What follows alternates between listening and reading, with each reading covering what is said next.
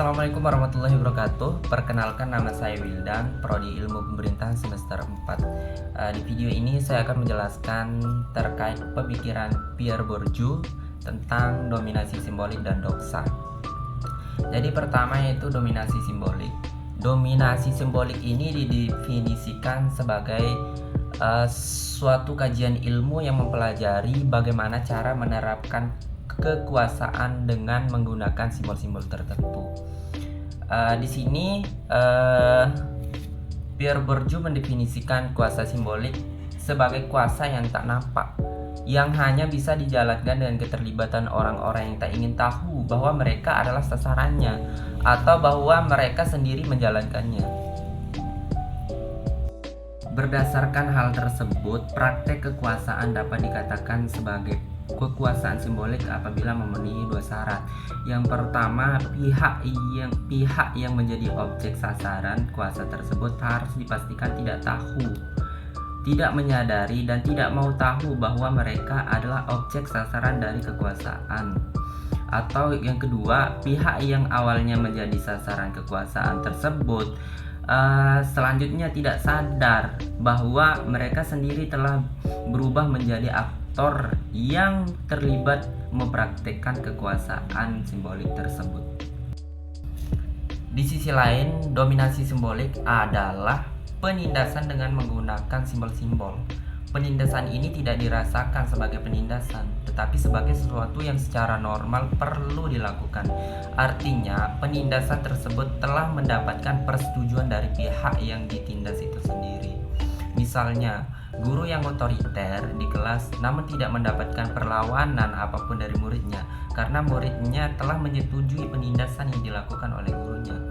Kemudian konsep dominasi simbolik ini juga dapat dengan mudah dilihat dalam konsep sensor ponentian. Sensor ponentian adalah konsep yang menjelaskan mekanisme kekuasaan yang tetap dirasakan oleh orang-orang yang dikuasai walaupun sang penguasa tidak lagi mencurahkan perhatiannya untuk melakukan kontrol kekuasaan secara nyata.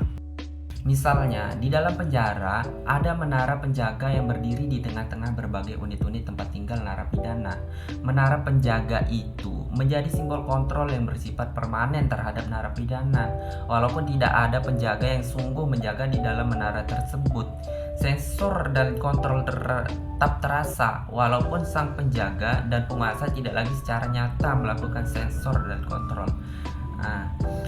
Di Indonesia sendiri, pada masa Orde Baru adalah contoh yang paling jelas.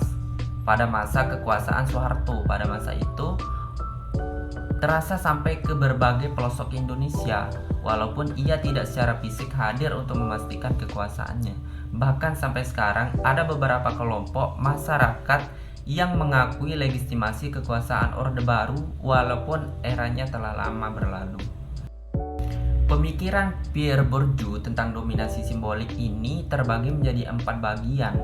Yang pertama itu modal, kedua kelas, ketiga habitus, dan yang keempat itu kekuasaan atau kekerasan simbolik. Jadi yang pertama yaitu modal. Jadi modal yang dimaksud di sini adalah jenis sumber daya yang dioptimalkan dalam meraih kekuasaan simbolik. Kekuasaan simbolik sering membutuhkan simbol-simbol kekuasaan seperti jabatan, mobil mewah, kantor, prestasi, gelar, status tinggi, dan keluarga ternama.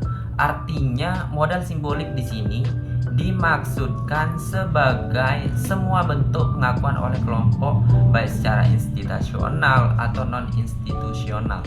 Simbol itu sendiri memiliki kekuatan untuk mengkonstruksi realitas yang mampu menggiring orang untuk mempercayai, mengakui, dan mengubah pandangan mereka tentang realitas seseorang, sekelompok orang, sebuah partai politik, atau sebuah negara. Kemudian yang kedua itu kelas. Jadi kelas yang dimaksud di sini yaitu perkumpulan atau kelompok agen aktor yang menduduki posisi tertentu dan memiliki peran serta fungsi masing-masing. Di dalam ranah politik, kelas merujuk kepada partai politik dan aktor-aktor politik, mulai dari pemerintah, legislatif, yudikatif, birokrasi, partai politik, kelompok kepentingan, dan warga negara. Keterlibatan mereka dalam dunia politik tentu akan memperhatikan pemikiran yang berbeda-beda dan simbol-simbol yang berbeda. Seperti itu.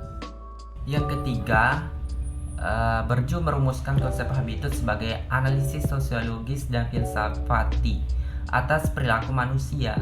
Dalam arti ini, habitus adalah nilai-nilai sosial yang dihayati oleh manusia dan tercipta mulai proses sosialisasi nilai-nilai yang berlangsung lama, sehingga mengendap menjadi cara berpikir dan pola perilaku yang menetap di dalam diri manusia tersebut.